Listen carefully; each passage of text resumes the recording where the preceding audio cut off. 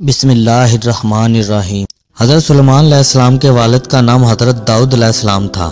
حضرت سلیمان علیہ السلام ابھی چھوٹے ہی تھے کہ حضرت داؤد علیہ السلام کا انتقال ہو گیا۔ حضرت سلیمان علیہ السلام کو چھوٹی عمر میں ہی تخت نشین کر دیا گیا۔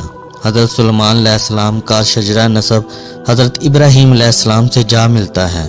حافظ ابن کثیر نے آپ کا شجرہ نسب اس طرح سے بیان کیا ہے: سلیمان بن داؤد بن عیشا بن عامر بن سلمون بن نخشون بن امینہ اداب بن ارم بن حسرون بن فارزی بن یہود ابن یعقوب بن اسحاق بن ابراہیم ہے۔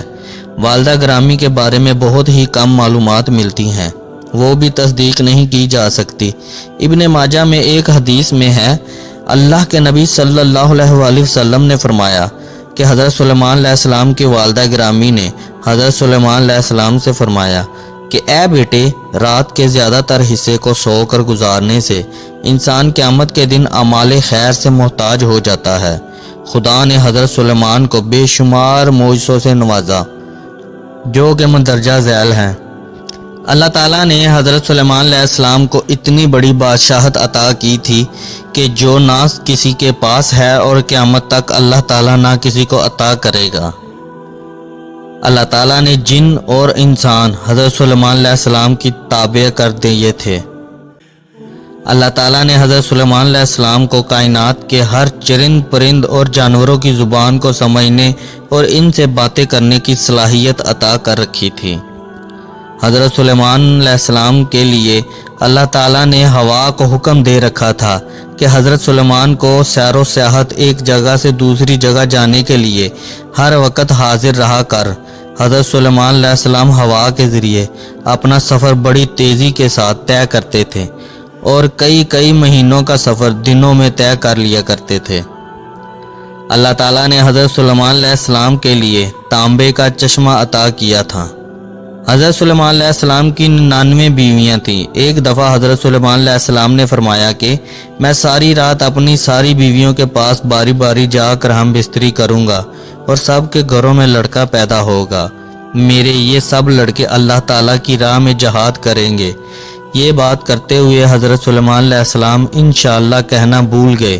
انشاءاللہ نہ کہنے کا نتیجہ یہ نکلا کہ 99 بیویوں میں سے صرف ایک بیوی کو حمل ہوا، وہ بھی کچا بچہ تھا جو کہ اپنی تعمیل تک نہ پہنچ سکا۔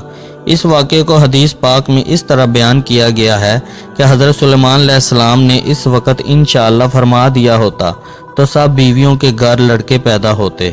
وہ سب اللہ کی راہ میں گھوڑوں پر سوار ہو کر جہاد کے لیے نکلتے۔ قرآن کریم میں اللہ تعالیٰ نے اس واقعے کا اس طرح بیان کیا ہے: اور بے شک ہم نے سلیمان علیہ السلام کو جانا اور اس کے تخت پر ایک بے جان بدن ڈال دیا۔ پھر رجوع آیا، عرض کی اے میرے رب، مجھے بخش دے اور مجھے ایسی سلطنت عطا کر کہ جو میرے بعد کسی کو لائق نہ ہو، بے شک تو ہی بڑا دینے والا ہے۔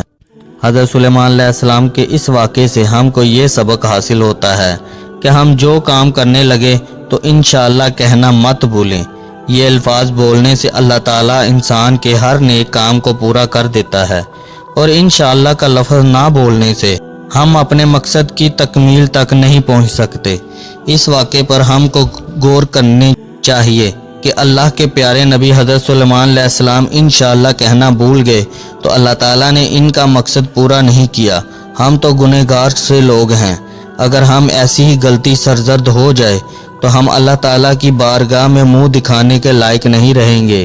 اس لیے ہمارے پیارے دوستو، جو بھی کام کرنے کا ارادہ رکھو تو انشاءاللہ کہنا نہ بھولیے گا، تو اللہ تعالیٰ آپ کے اس نیک ارادے کو ضرور پورا کرے گا۔ انشاءاللہ قرآن کریم میں اللہ تعالیٰ نے نبی کریم صلی اللہ علیہ وآلہ وسلم کو بڑی تاکید کے ساتھ حکم دیا ہے کہ جو بھی کام کرنے لگے تو انشاءاللہ ضرور کہہ لیجئے۔